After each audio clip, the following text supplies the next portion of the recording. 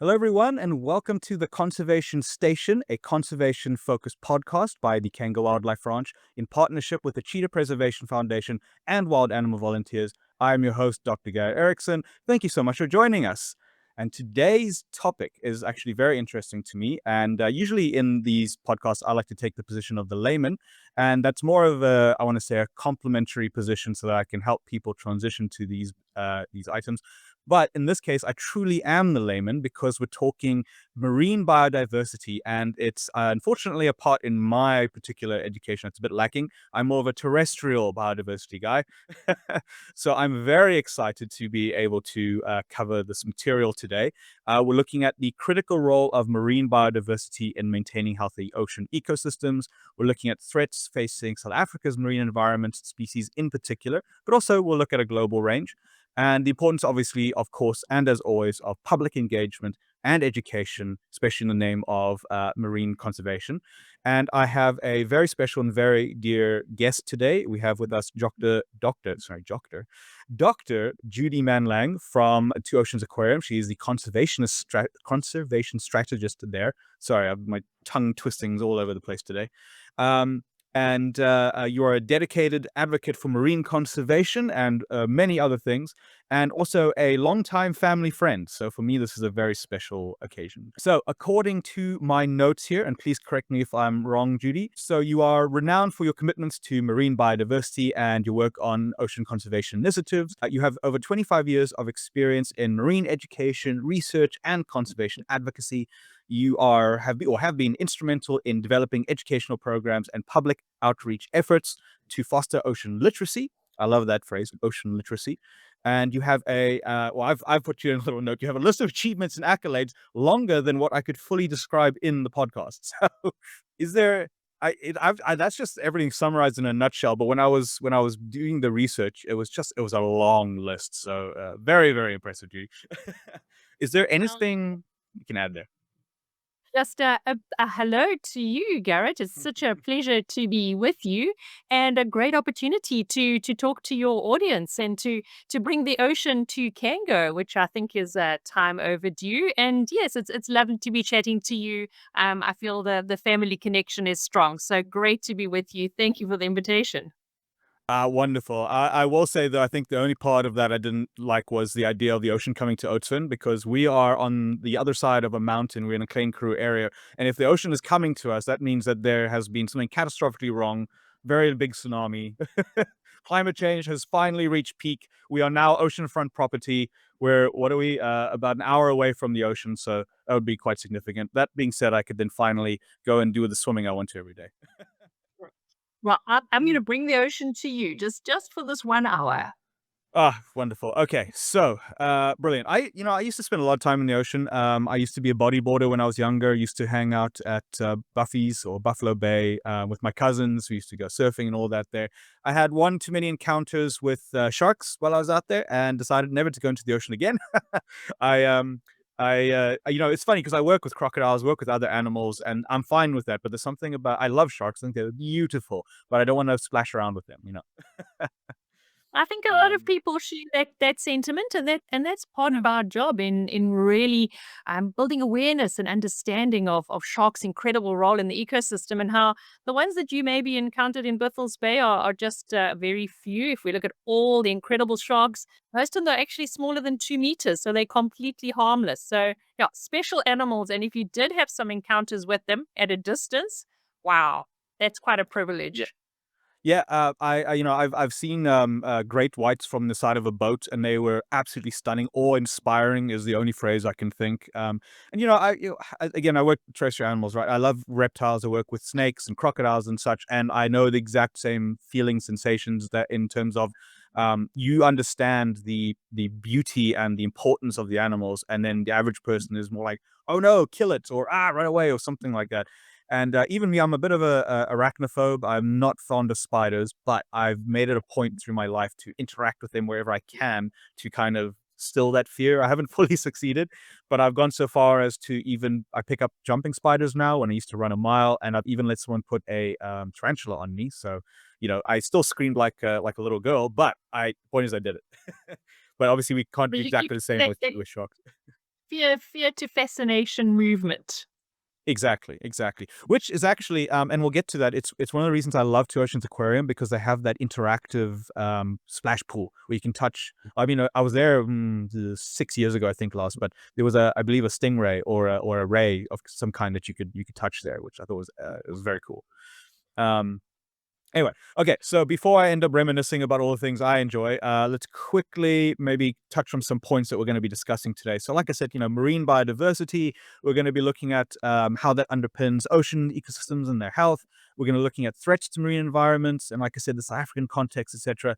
Okay, so maybe let's define things here. But like I said, I'm kind of taking the layman here. Obviously, most people, I think, understand the oceans very important. We need them to survive to some degree. We need the not only the food there, but the food chain there is what supports us.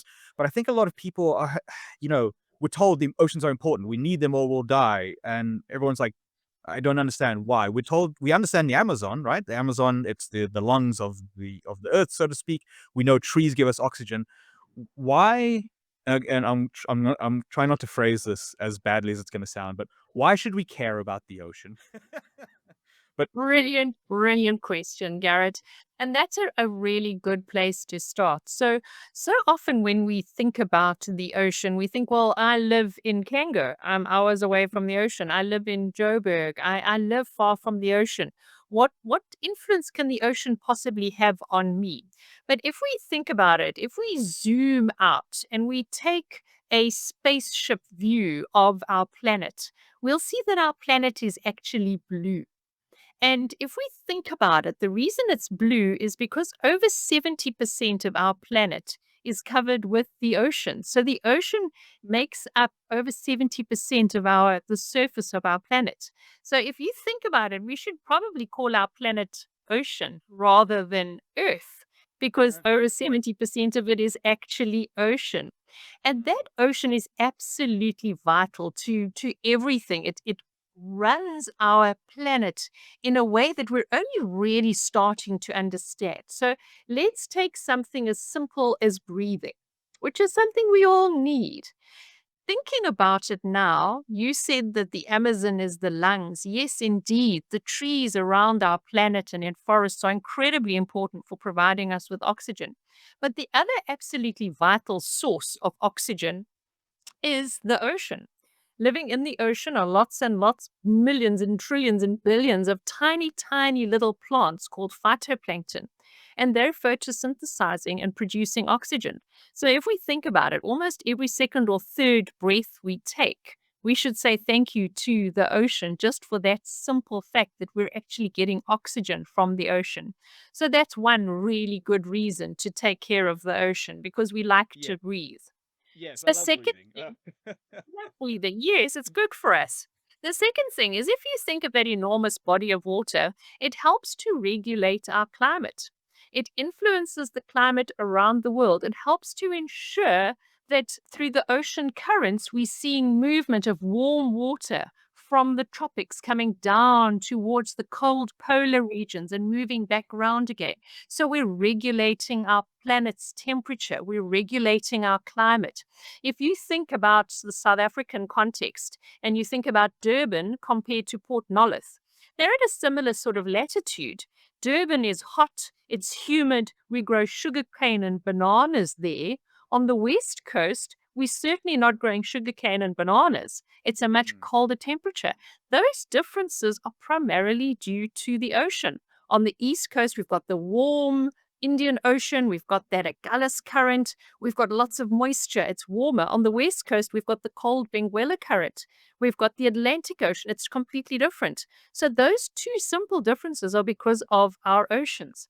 So the oceans regulate our climate. They tell us where we're planting, where we're not planting. That helps to determine where people live.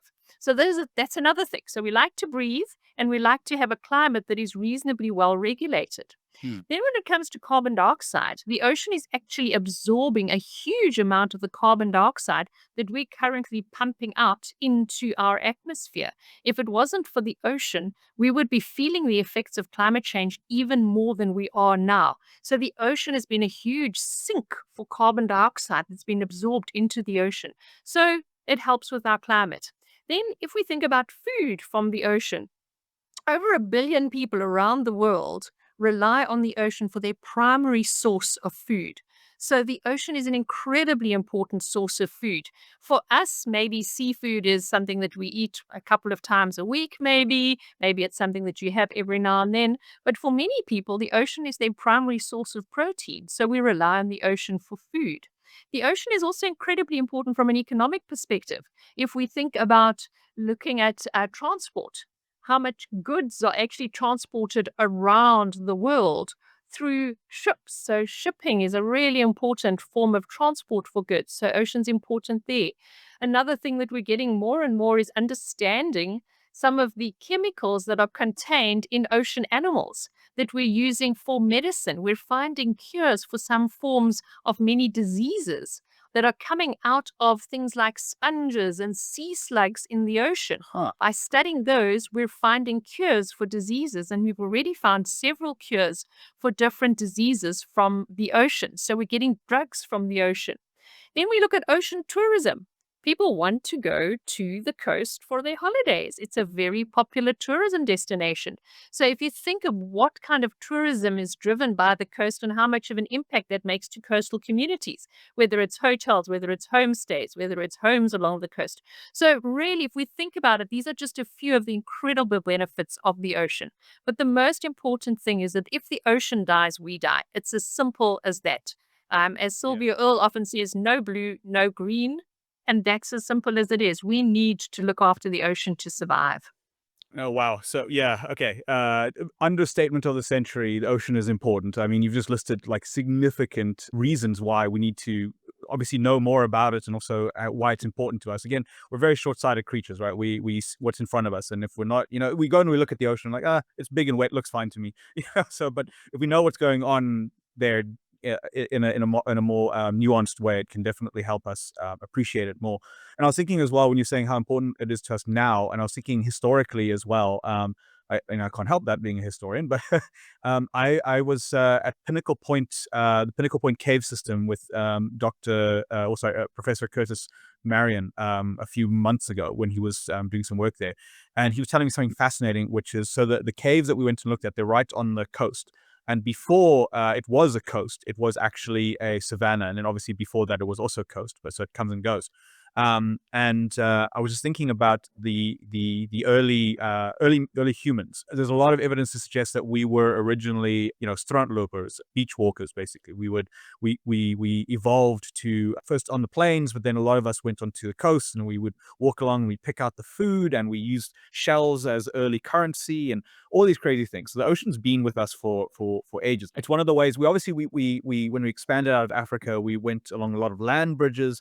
But a lot of us, especially, think the Peloponnesians and such, they built boats and they just went sailing. And the ocean's always been a very important point for a lot of I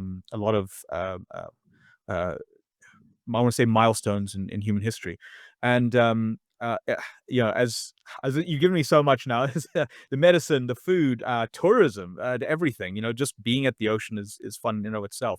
So it's worth knowing more about and worth protecting. I think obviously climate change is one of the biggest issues in terms of that. And when I think about the ocean being a big climate sink and how, I was reading the other day, I think it was the Gulf Stream is in danger of collapsing. So, okay, maybe let's put it this way. What is the current pollution's obviously a big one. We've got huge pieces of plastic and oil and all of that just dumping into the ocean. But um, I think that's something that if we made an effort to, we could curtail that in a big way. But I think the big ones that are hitting the ocean right now, which are going to affect us, is like ocean acidification, the carbon sinks failing, and the collapse of I want to say the phytoplankton, because they're a keystone species, if I remember correctly. So if they collapse, the rest collapses.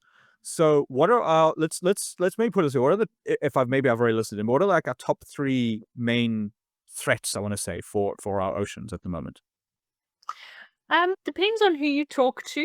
Different people would have different top three threats. So the ones that I generally look at, the first one I would look at is overfishing. Unfortunately, we are just taking more out of the ocean than the ocean can sustain. So overfishing is certainly a big driver in terms of impact on the ocean, impact on marine biodiversity, and then impact on humans' ability to feed themselves. So I think that the overfishing is certainly one. Linked to that are subsidies. So in many industrial fisheries are actually subsidized. If we didn't Right. subsidize those fisheries, they would not be economically viable. So overfishing linked to subsidies is certainly a big one. Climate change, obviously, another very big one, linked to both changes in sea level that we're seeing. It's linked to ocean acidification. And what happens there is if you think all that carbon dioxide that is being absorbed into the ocean, it's almost like making soda water. And that if you tested soda water, you would see it's slightly acidic. So we're making the oceans more acidic. And that, unfortunately, is breaking down the shells of many of the little animals in the ocean that have shells made of calcium carbonate. So if you put a shell into some Coke, you'll actually see it slowly starting to disintegrate because of the acidity. And that's what we're doing with the oceans. The increase in acidity is decreasing the ability of these animals to create their shells. So we're seeing ocean acidification and the impact of that on marine biodiversity. Pollution is another important thing that we need to think about. So the amount of pollution that's gone into the ocean over the last probably the last 50 years is absolutely phenomenal. And it was one of those cases where we thought the solution to pollution was just to put it away. So we could dump whatever we liked in the ocean, be it chemical pollution, be it eutrophication from coming wash off from farmlands, agriculture, be it plastic pollution. So all of these things are hitting tipping points. The ocean has absorbed it and it's absorbed it and absorbed it. But now we're hitting those tipping points where the ocean is saying, no more. We can't take anymore. We're seeing plastic coming up in fish. We're seeing it coming up in the fish that we're eating. So it's starting to impact us. So we're getting these feedback loops. So those would be probably the top ones. Habitat destruction is another one in certain areas. We're starting to see habitat destruction. And then we're seeing looming threats of oil and gas mining. So deep sea mining is an incredible looming threat that the ocean is facing. So these are just some of the areas that we could look at when we think of the primary threats facing the ocean. And the interesting thing is if we look at those, we can change. It's not too late to make the changes that are necessary to protect our ocean. Okay, so yeah, I think this might be a fairly controversial opinion for some people, but I saw that when during the COVID-19 lockdown globally, and we had that the time when we all had to pull back and slow down, and I got to see that globally the machine, I want to say the mechanism that pushes all this commodification, this wastefulness, this resource hounding, slowed down significantly, if not outright stopped in many places. And I saw people going back to basics, realizing they didn't need as many things as we thought we need. There's, it's not as simple as, oh, let's just stop doing it. Plastic we need for, let's say, medical reasons, right? It's one of the few things that is very useful in the medical field. There's a lot of reasons for it that life-saving reasons. We use the cobalts and the magnesiums and the golds and all of the irons and ores that we mine for things like this podcast and our phone and various other things. So there are a lot of parts of the mechanism that we kind of do need. At the same time, there are ways that we can choose to improve our interaction with the world in that way. And I've been saying it, I should have studied economics. In every single episode so far, all I've spoken about is that the way to encourage these changes is simple economics. If people stop buying X or stop spending money on Y, it will change things. It's why solar panels and such are becoming so cheap, because everyone wants them. So the market has increased. So many companies, Exxon Mobil, they are reducing actually if I remember correctly, they're reducing their investment in oil and going more into solar and renewables because that's where the market is shifting. So similar kind of thing. I think in some ways, I'm very much against the commodification of the natural world. At the same time, I think that one of the only ways we'll have the ocean protected is if we show its value.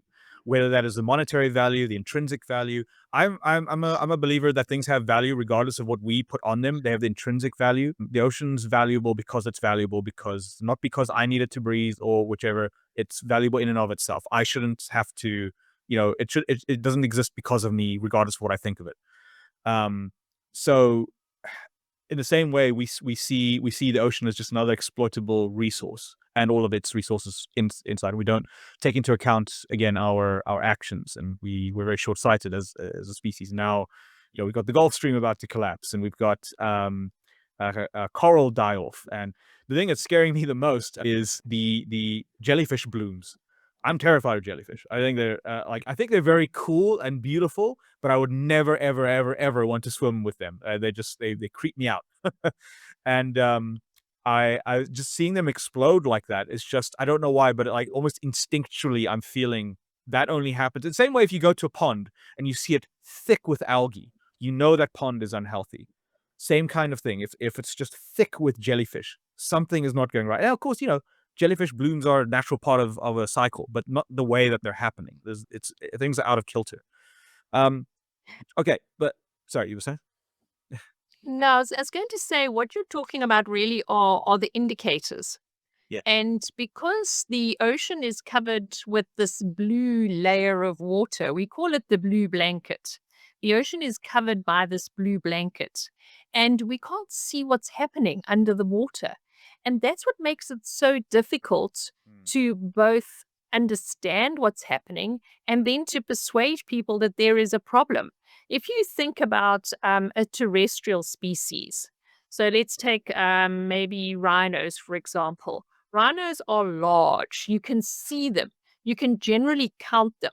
When there's a problem with a rhino population, as we have experienced, people can see it. People can see what's happening, and it hits them emotionally. And often that emotional connection is what does help to drive some action. Now, with the ocean, it's completely covered with water. So we can't see what's happening. If we tell you that 90% of the world's predatory fish, those big marlin, the big tunas, the big sharks, are gone. They've been removed from the ocean. They have been overfished. It sounds scary, but we don't know what it looks like because Mm. because We don't. we can't see it. Yeah. That's one of the biggest challenges is that the problems that are happening in the ocean are out of sight and out of mind. Mm. And our role in marine conservation and in marine communication is really to roll back that blue blanket and to tell people what's happening, to expose them to it, and to touch their hearts as much as we want to touch their minds.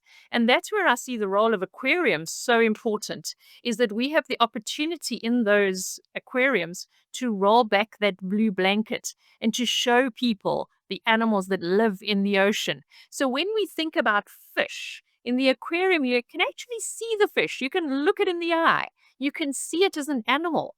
Because when we think about fish, we think about a fillet or we think about a fish stock.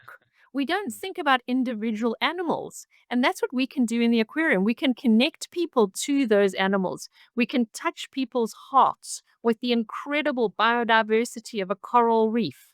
We can intrigue them with the life cycle of a jellyfish, which is something that is absolutely fascinating. So these are the sort of things that we can do in the aquarium, and they all help to connect people to the ocean, because we need to have a society that is what we call ocean literate, that understands the importance of the ocean, because that's the way we'll start to drive those changes. So you were talking about the slowdown that happened. Yes, the slowdown did happen, but unfortunately, things have gone back to going just as fast as they were before. We Yeah. we as a species don't seem to be able to learn from things that are happening. But we are going to have to learn that this planet is our life support system, and we have to look after our life support system. And our role as communicators is to introduce people to both the wonder, the challenge, but then we also have to empower people. We can't just say there's a problem. We have to give people solutions. No, I agree. You're saying that history repeats itself. This kind of thing has played out on smaller scales, many parts of the world. Just now, unfortunately, it's escalated because we are now a planet-spanning species. It is now the entire planet. And if we ever want to go to the stars, we need to figure this out. We can't hop from planet to planet and leave, chaos in our wake each time. We've got to be able to live in a more harmonious manner. And I think, I loved everything you were saying there. And I was thinking earlier, because the danger with a podcast like this is you can become too negative. You can make it all about these are the threats and this is what's going wrong and this is why everything. But what I'm trying really to emphasize is yes, there are threats and there are problems.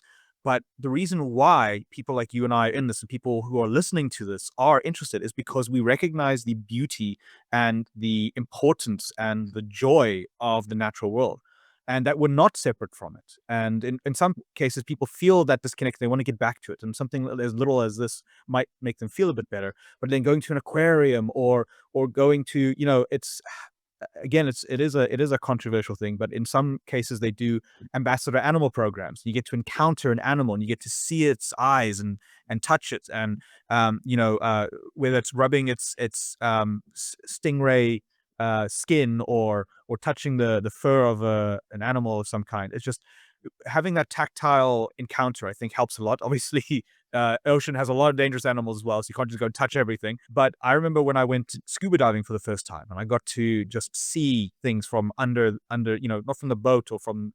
And the aquarium was great as well, but being able to encounter it directly was just amazing.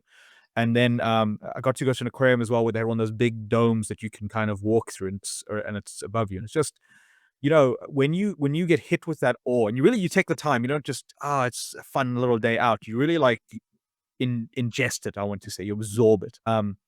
It's a different feeling, and it makes you then realize how impactful the rest of the world's systems are on you and your life. Just outside of the beauty, you've got to realize that all that goes, as you said, then we go. And it's all just about educating. I found that history repeats itself, but at the same time, the more people are educated, the more they'll make the right decisions. And we are now in a position globally where we can share information at an unprecedented level. We can help educate people en masse, which is, we could never do before. And even though we're facing disinformation campaigns and fascism on the rise and all of this, we can make differences little by little. We're very used to hearing negative on the news, but when we talk to people, especially like people like you, what you're doing, and we hear more about what you're doing and how it's going, I think there's reason for hope. It's not just everyone lying around and waiting for the apocalypse. Not everyone's just dumping plastic everywhere. There are people trying to make a change. There are people getting involved. And again, one of the reasons for this podcast is I want people to feel that hope, hear what they can do, and go do something about it.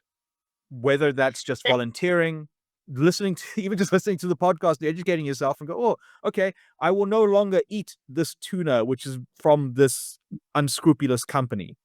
A little habit change, things like that. Yes. That I think that there are a few things that you've said that we need to touch on. So one of the things that we love doing is taking children or adults onto the rocky shores, because that's where they have the opportunity at a low spring tide to really encounter those incredible strange animals like starfish, like sea urchins, like anemones, little tiny fish, nudibranchs, which are different types of sea slugs, sponges, crabs. There's such incredible diversity on those rocky shores. And just having the opportunity to explore them, experience them, feel them, we're creating that sense of wonder. And I think that another thing that we often don't give the ocean enough credit for is it's actually often a spiritual place. It's a place that we go to regenerate our souls and to calm our minds. We live such hectic, scary, stressful lives. The ocean is often a place for peace and regeneration. So when we're exploring the ocean, we're feeling that calmness, also some of that excitement. But I'm glad you brought up that opportunity just to reflect. I've done quite a lot of research at the aquariums I've worked at, trying to understand how we can inspire more care for the ocean through our education programs, through our aquariums. And one of the things that pops up quite often is the opportunity to reflect and to just be quiet and still. And so often when we're trying to educate people in the traditional way, we talk a lot. We don't just We make a slow lot of noise.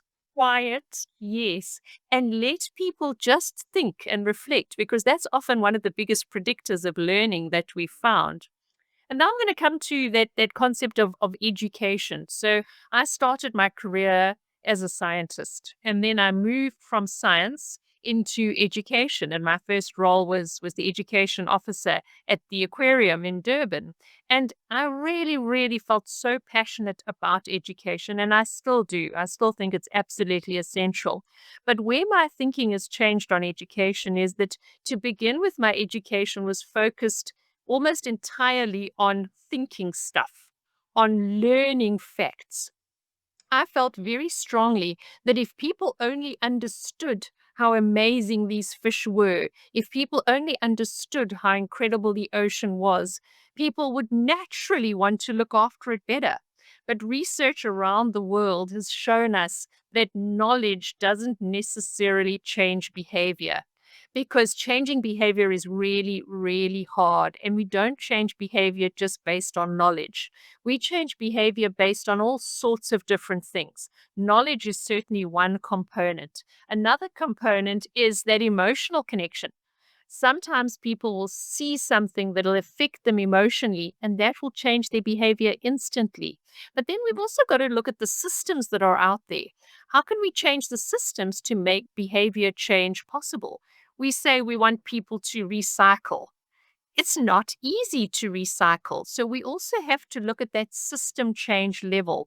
So while at our aquariums and that can go places like that, we want to influence individuals' hearts. We want to touch their minds. We want them to learn something. We want to inspire them to change behavior. We also have to look at the bigger picture. We have to look at how can we actually make those behaviors, once they get home, easy. And I'm looking now at something like sustainable seafood. How can we make it easy for people to choose the right seafood? Because that's a critical factor that's driving overfishing, unsustainable harvesting. So there are several programs that we know in South Africa: the Sustainable Seafood Program, the Abelobi Program, which supports small scale fishers, the MSC, Marine Stewardship Council. So there are tools that we can give people to help them make the right decisions. But we need to give people those tools. We can't just say overfishing is a serious problem and leave it at that. We've got to help people to make those decisions, and we've got to put systems in place to help those behaviors become something that people do. Because otherwise people leave us, they're all inspired, they really want to do something, they get home and they go, oh my goodness, I haven't got enough bins for my recycling, or where am I going to take it? So those system changes are also quite important for us to look into. Exactly. I think a lot of people are overwhelmed. There's too many things to do. There, I have to recycle. I have to make sure I don't, buy from the wrong seller. I have to make sure that the food, or the items aren't animal tested. I have to make sure I'm not getting too much plastic. I've started cutting my tea bags and putting my tea into a stainless steel container so I can avoid microplastics. And it does. It gets overwhelming. You just want to sometimes I just want to eat a pack of chips and not think about it. But then you got to, oh, now I've got this empty pack of chips. Does it go in the recycling? Is it recyclable? Um, in the same way you get overwhelmed with all this information. But you're right as well. I actually attended a marketing conference recently, and something they said, which is true. I think we all intrinsically know this, but we are very emotional creatures and we're swayed by emotion. One just has to look at the recent US election to understand that that's exactly, we are, I say US election. I don't think there's an election out there that doesn't have a strong emotional component to it. And in the same way, I think you're right. We need to form those emotional connections, but under I want to say an educational umbrella, an educational foundation that is solid, so that when they're forming the connection, it's the correct connection, it's the right connection, it's the productive and responsible connection, and it's the one that they can learn as a habit. When you were saying this thing, some of the things popped in my mind is like, just trying to get to the gym daily is a difficult enough habit for me, and I'm sure a lot of other people. So how would we get about instilling this kind of behavior in a daily thing? And I think step one is going to something like your local aquarium, or even just speaking to the people in your area who might be, this way inclined. Even if you don't have an aquarium, I mean, Ocean doesn't have an aquarium here, but there are people who work in animal conservation or something like it. You go over to a coast and maybe they don't have like a marine world or something you can go to, but there will be people there who are working on these things, and you can go and speak to them. Or you go and hang out with your local divers or even your local surfers. They have strong connections, very emotional connections with the thing, and you can enforce that, as you said, like almost spirituality, where you create those connections with these spaces. I mean, it's even something as basic as we have favorite cereals and we form an emotional connection with the mascot. You really like the monkey or the bear or the toucan that's on the Fruit Loops bowl, and you'll buy that one over and over because it reminds you, I don't know, of your childhood or something like that. In the same way, we as adults, all the way down to children, we can form these stronger connections with existing animals, with people, with places. We just need to go and do it. We're very good at being comfortable and hiding away. We need to go out there.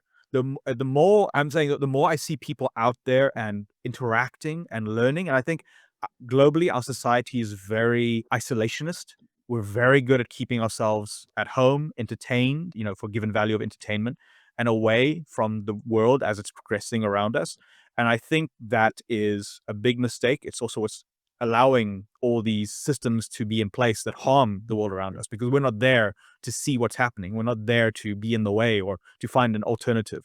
So we need to stop sequestering ourselves so much and go out there, whether that's a hike or a trip to the beach or the aquarium or talking to a scientist, and you message on Facebook, hey, can my family come down and see what you're doing? Or can we meet for a coffee and let's chat about what can we do? That kind of thing. Just going out there and encountering people and the world around you. I think that is probably the strongest way we can start working towards that. It's the easiest way. You just have to go outside.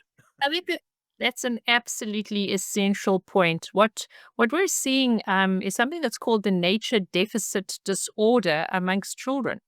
Because in the past, maybe 50, 60 years ago, kids played outside. They played in nature. I'd even Nowadays, say kids do. 25 years ago, when I was a kid, I was even I did. Yeah. We grew up playing outside, and nowadays kids don't play outside. And they're starting to actually diagnose something called nature deficit disorder and how it affects young people. So, as parents, we have an incredible power to actually help our children. Take them out into the environment. Let them enjoy the environment. Let them explore it. Let them feel nature. And that's proving to be one of the best ways of building a nature positive society. We're seeing that with children saying, let us learn to love nature before you ask us to save it.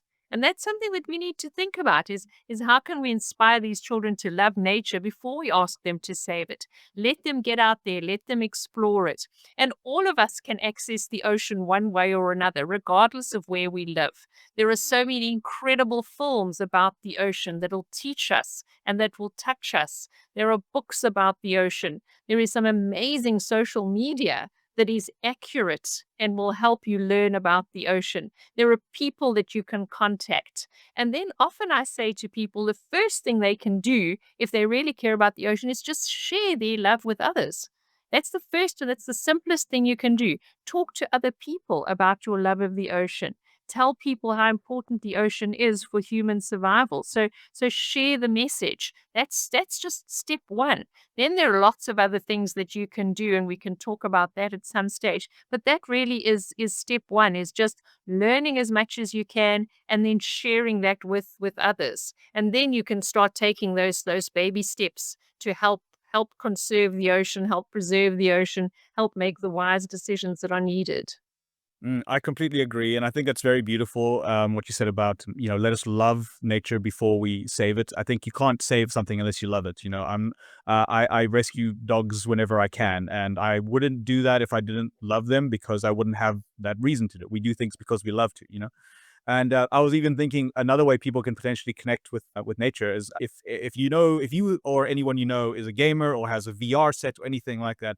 There are numerous VR virtual reality games and experiences you can do where you put on the eyepiece and you're underwater, whether that's now you're swimming or you're just seeing something go by, and it's absolutely stunning. There's a free one you get on some of the store things called The Blue, And it has multiple scenarios where you're underwater and you see like schools of jellyfish going by, or a whale swims near you, or something like that. And my father, before he passed, it was his favorite VR. Once a week he would say, "Can I do that one?" And then I put it in, and he just watched the ocean go by. And the very next one was the cowboy game where he got to shoot the bad guys, but he loved the ocean one the most. So little things like that. And I think schools and other education facilities and places that don't have access to aquariums or something like that, I think they can start investigating that. We've got fantastic technology these days. We should be leveraging that for our benefit. If you can't physically go and do these things, there are ways to do it. Even if it's, I think what was it called, Google Cardboard or something. You got it, your phone, you put like a little cardboard box in it, and then you could have a VR-esque, type experience. So there are ways to mimic this and encourage that. But anyway, okay, so we could talk about this for hours and hours on end, and I would love to have you on again at a later time to go in more depth into certain things. But I think this is the point where I'd love to get to our news segment. And I want to chat with you about some news that happened. I think just recently you were actually in Australia at a WAZA conference. And WAZA is the World Association of Zoos and Aquariums, if I got that acronym correctly, which is one of the largest and I want to say most accredited bodies of zoos and aquaria on the planet. And I think they do very good work. And Two Oceans Aquarium is a member of them, if I remember correctly. And then, am I right? Yes. Yeah, and Cango Wildlife Ranch, we're also accredited by them, and they do some very, very good work. So I'd love to hear, what were you guys doing in Australia? What was that all about? Okay, so the WAZA conference, it's an annual conference, and this one was hosted by Taronga Zoo in Sydney. And we had about 250 zoo and aquarium professionals from around the world. And it was an opportunity to really start looking at this particular one. Our focus, in some respects, was actually on conservation.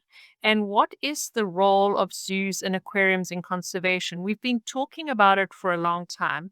And many of the world's leading zoos and aquariums are incredibly involved in conservation, both conservation happening on their sites as well as supporting conservation around the world. And many of the world's zoos support incredibly large conservation programs around the world and fund enormous amounts of conservation.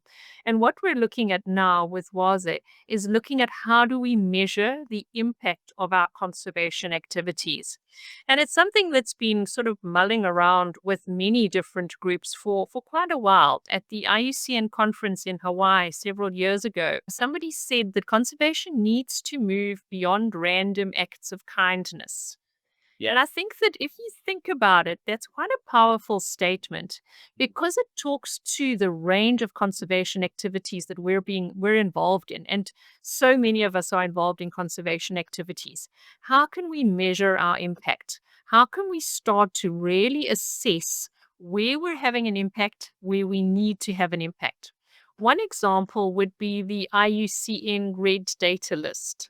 So the IUCN, the International Union for Conservation of Nature and Natural Resources, the IUCN is really the sort of the overall body that looks at conservation. And they have something called a red data list, where scientists look at a species, look at the state of that species, how many there are, what's happening to that population or those populations, and then they will give it a rating.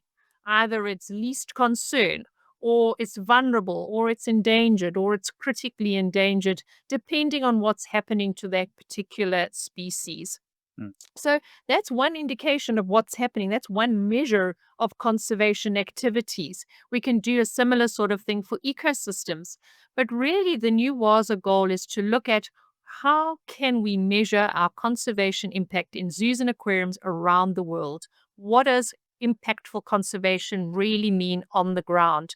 And I think that this is going to have many ramifications. And we're working together with a group called Reverse the Red, which is looking at taking species in the right direction on that red list I'm talking about, which means going from critically endangered to endangered, which is a better category, taking it back to maybe vulnerable, which means that there are more and more of those particular species around. So the IUCN's Red List is a really powerful tool to help us measure the effect of our conservation action.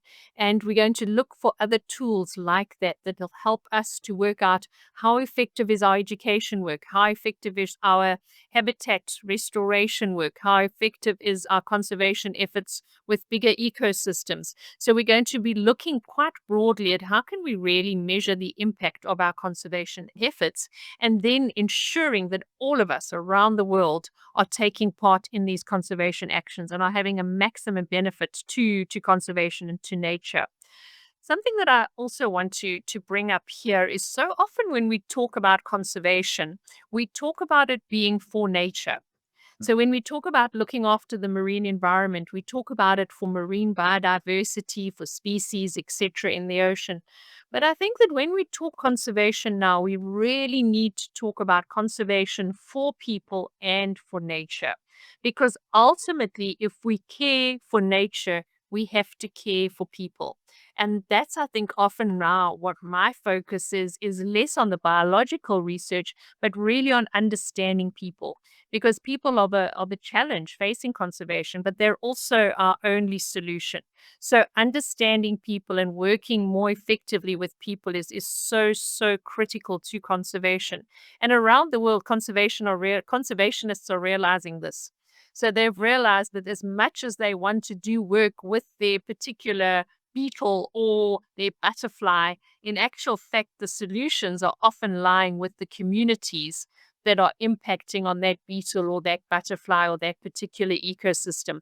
So we've still got an incredible amount of work to do with communities and working, understanding communities, working out what do communities need? How can we work together with communities for conservation? And by communities, I mean across the board of society at completely different levels of communities. But we really need to work closely with people if we're going to succeed in our conservation. No, I completely agree. And I think, I mean, again, it's one of the reasons why such our educational facilities exist. It's why we do animal ambassador programs, et cetera, is because ultimately, it's not just that we want to affect the individual. We want them to take that information back to their family, their neighborhood, their school, their community, and spread it and make it more easily accessible and more part of their day to day. And in such a way, I was talking to Mike Dennison in our first episode, and he briefly touched on the pangolins. And also, working with local communities, especially farmers, to help make a pangolin safer in their environment and allow them to transition between spaces without getting killed on electric fences and such. And yeah, I mean, at the end of the day, everything that's bad that's happening in nature is mostly as a result of us and being irresponsible with our stewardship. And that is what it is. We are the most powerful species on the planet. We're the most intelligent species on the planet. We are the stewards of the planet, but we're also the dumbest species on the planet because we're the only one to poison our own home. No other animal does that. But we've put ourselves in this position. We've dug our own hole. We need to dig ourselves out. And we can do that. We just need to talk to the people around us. And I completely agree. I'm very glad to hear that these conservation organizations and these zoos and aquarium are all coming to a similar conclusion that we can't stay contained and hope people come in, learn the message and go. We need to take the message out to them as well. We need to work with them and show them. And I don't even want to take it from that position of we need to show them how to run their own communities.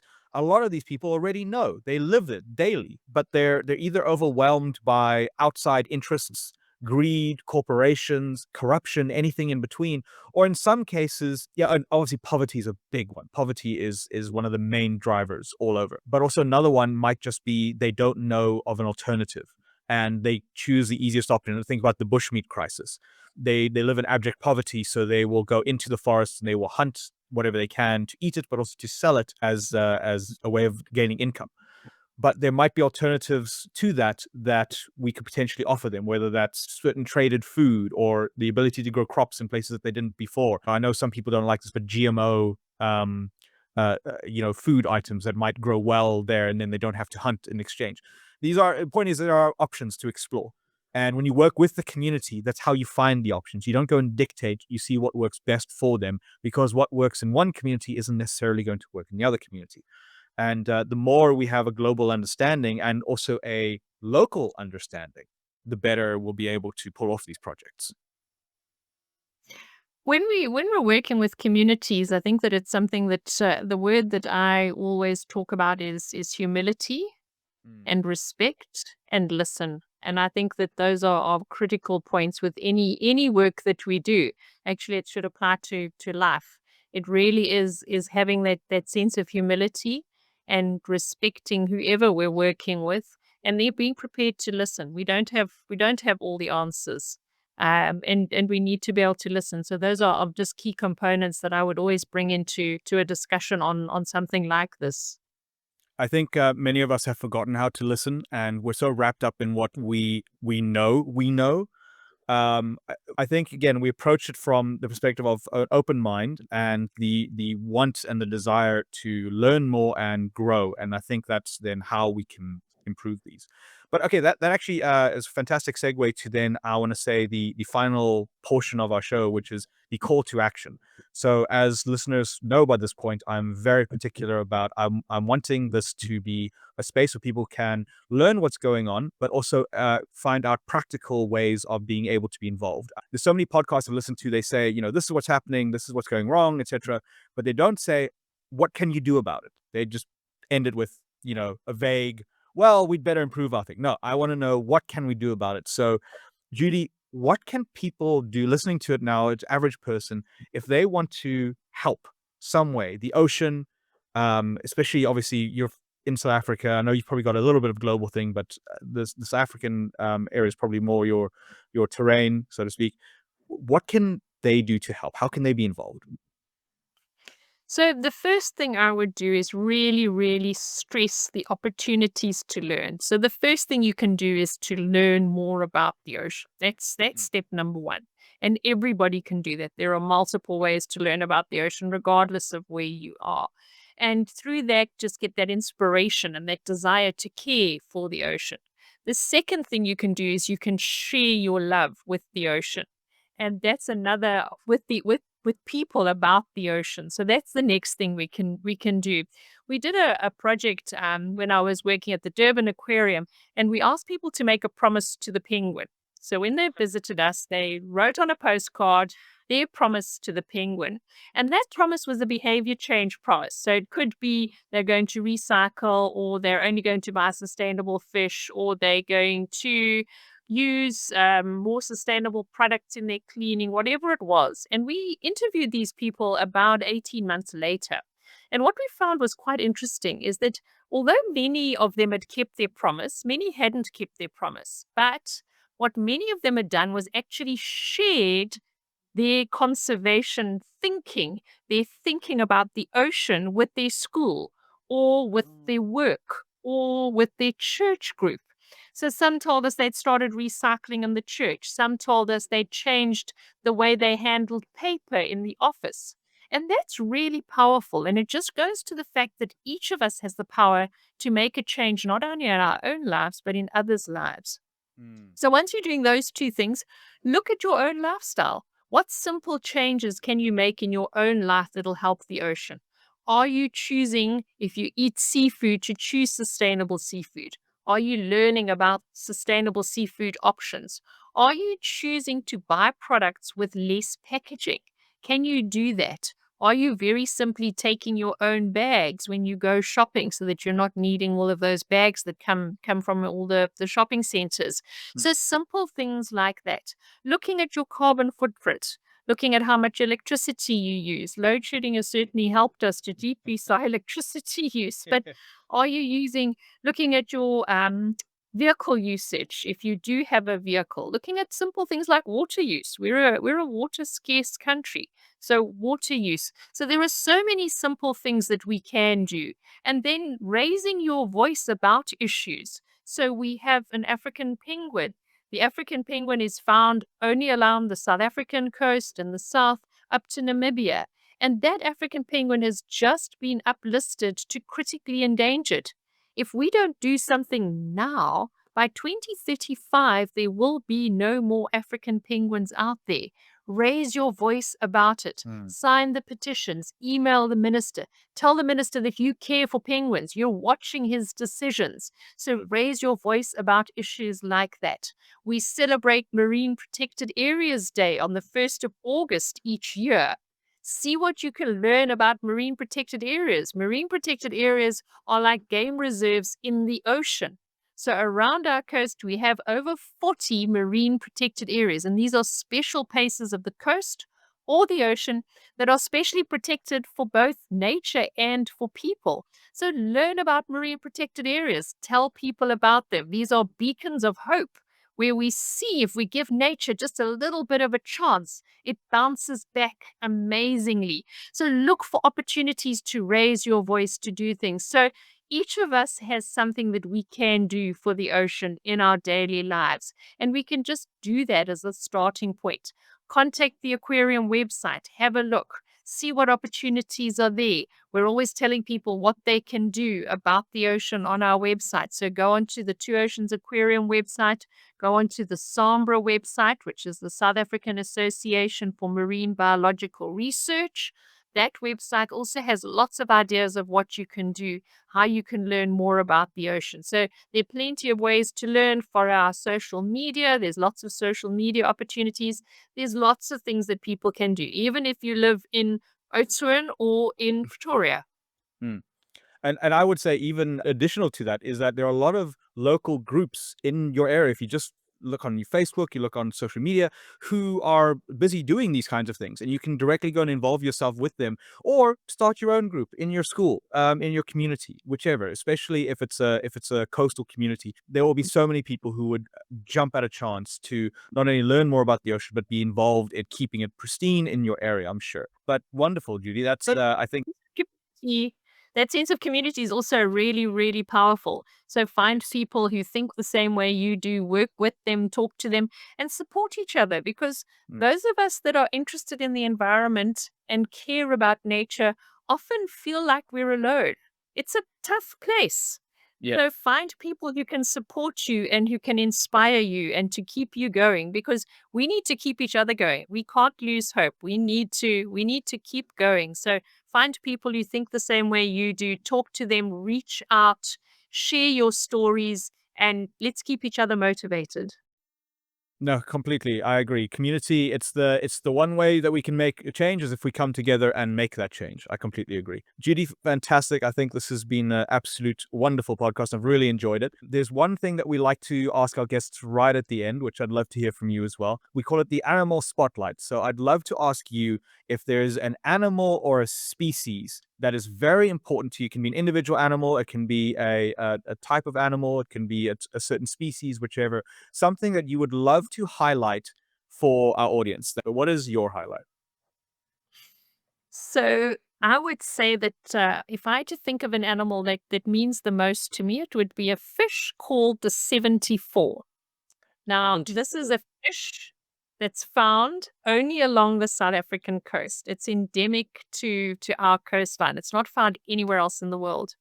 And this fish was at one time in the 1950s and 60s, it was the most important fish caught in the line fishery, which is fish caught by hook and line off boats off the east coast of South Africa.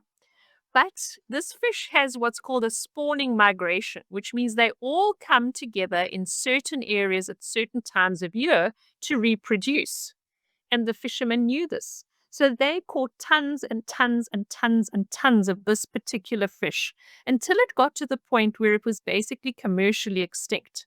Mm. So you couldn't catch any more of them. It wasn't economically viable. But then, about 20 years ago, the scientists knew this, and they were able to persuade the government to put into place a moratorium, which said that fishermen may not catch this fish anymore. You could not catch a fish. It was on the blacklist. There was no catching of this fish. And over this time period, since that moratorium, we have seen this fish recover. And it is, for me, an incredible story of hope.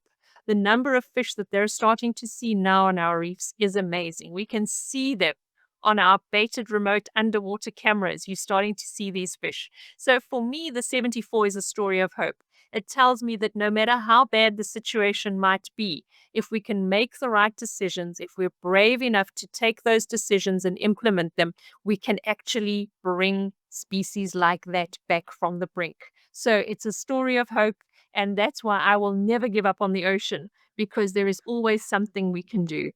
You know what? If that's not a call to action, I don't know what is. And I would love to have a mascot for the ocean. It's called the 74. Why does it have that name, the 74? It's a very unusual name. They think that it must have been named after the 74 gunships because of the shape and the coloration on it. It's a beautiful, beautiful fish, but that's where they think the name might have come from. Oh, well, I'm definitely going to put a picture of it in the show notes. So everything that we've discussed is always in the show notes, including a transcript and whatnot. So, Judy, in terms of any contact, email address or website or anything, any you would like to share with the audience? The easiest is the aquarium website. So you could go onto the aquarium website. And if you really wanted to contact me, my email address is judy@aquariumfoundation.org.za. So it's very easy.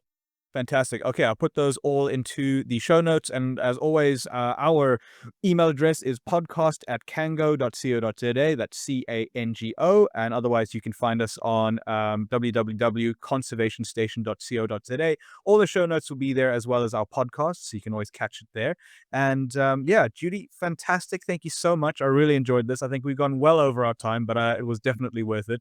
And I would love to have you on again in the future. So thank you. And thank you for being out there and fighting for our oceans. I feel a lot better. I feel a lot more, not only emotionally connected, but intellectually charged. And I feel like I can go now and read a bit more and you know, try and raise my ocean knowledge to the same as my terrestrial knowledge and try and get a bit of a balance. Thank you But I so much, appreciate Garrett. Thank you for the opportunity. No, of course, anytime. And yes, good luck with the rest of your work. And I'll be looking forward to seeing what we can chat about next time. Super. Thank you. Hey everyone, Garrett here. Thanks for tuning in to the Conservation Station podcast. We loved putting this episode together, and we hope you found it as exciting and insightful as we did. If you enjoyed the show, don't forget to like, review, and subscribe. It really helps us reach more listeners. And if you have any thoughts or questions, drop a comment. I read them all, and I would love to hear from you. If you'd like to learn about today's guest or topic, check out the show notes for all the details. For more conservation stories and updates, visit our website at www.conservationstation.co.za. You can also get in touch with us directly by emailing podcast@cango.co.za. That's Cango.co.za. We're proud to support conservation initiatives like the Cango Wildlife Ranch, the Cheetah Preservation Foundation, and wild animal volunteers. If you'd like to learn more about them or get involved, please visit www.cangowildlife.com. That's Cango wildlife.com. Thanks again for being part of our conservation community, and we'll catch you in the next episode.